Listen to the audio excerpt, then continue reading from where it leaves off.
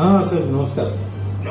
पाटोळे साहेब, आपल्याला आता याचं म्हैसाळचं जे पाणी आहे पावसानं खाली जाणार आहे ते, आता इथले जे तलाव आहे म्हणजे आमच्यातले तर मोठे तलाव म्हणजे शिरनांगी, कोळगवाडी, मारोळी आणि लवंगी तलाव भरून गेले तरी सुद्धा अजून म्हणजे पुढच्या वराचा उन्हाळा जाणवणार नाही. हा म्हणजे पावसाचं खाली पाणी वाहून जाण्याऐवजी हे करून घ्या ना, आम्हाला तलाव तरी भरून द्या.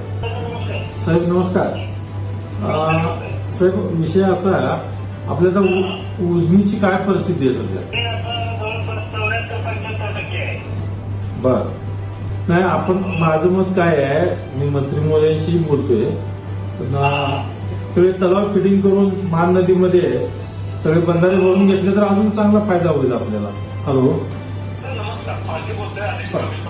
हा पाटील साहेब नमस्कार. समाधान नावताडे बोलतोय.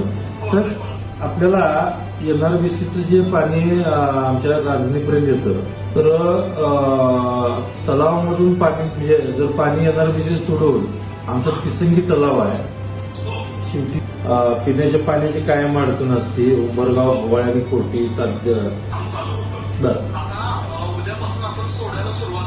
पुढे काही वड्यावरचे बंधारे हे सगळे भरून घेतले तर अजून चांगलं होईल. पुढच्या वर्षभराची आम्हाला पाण्याची चिंता कमी होईल.